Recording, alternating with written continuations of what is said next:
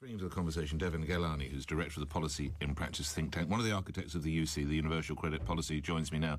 Look, this is a stark warning as regards defence, Mr. Ghelani, and thank you for coming on the show, but there's no point having, if we can't defend ourselves, there's no point having any welfare budget, is there? Where should the money go? Good morning. Yeah, good morning. Well, if we do need, and I agree, I think we do need to spend more money on defence. I think that's where we're in a more dangerous world. If you look at where the welfare budget is increasing, the biggest drain on social security spending at the moment is the triple lock. So that is where welfare spending is half of all welfare spending. It's going up faster than wages. It's going up faster than inflation. By definition, that's what the triple lock means. And it's done a huge amount to lift pensioners out of poverty. The question is kind of how much can we, at what level do we stop?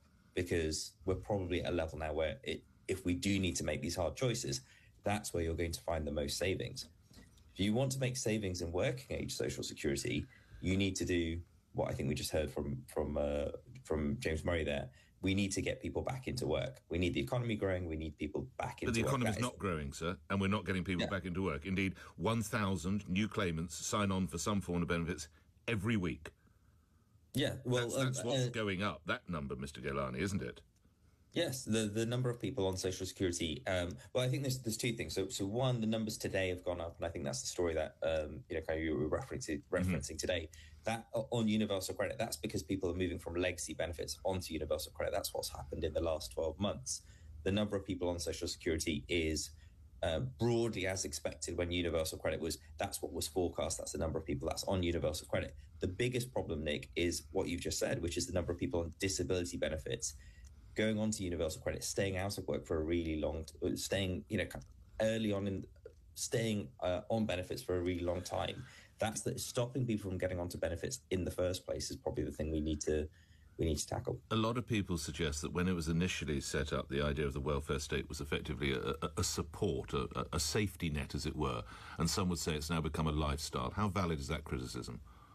I think it's. For some people, I'm sure it's going to be a valid criticism, but we do, of course, need a safety net as well. And I think that's what we're missing with the cost of living going up. The other big driver of rising social security as well as disability is that the cost of living is going up, which means we're spending more money on allowing people to stay in homes because the cost of housing is going up. We're having to spend more money of the social security budget on paying for housing, paying for disability. It's these additional costs. It's the cost of living that's driving up the increase in the pounds that we're spending on social security, and it's things like ill health, which is pushing people onto disability.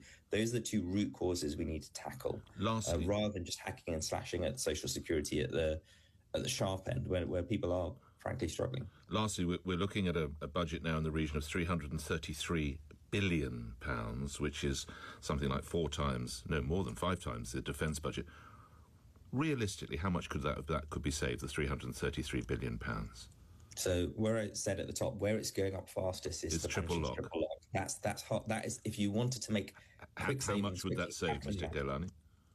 Well, at the moment, it's pushing up spending faster than anything you're spending on defence. So if you just stopped it, the increase that you're going to see in the triple lock next year, that's money that could go into defence if that were a political decision that someone were brave enough to make, which I think is where the frustration that we heard from the former head of NATO is coming from. Grateful for your time, Deven Ghelani. Thank you as ever, Director of the Policy and Practice think tank.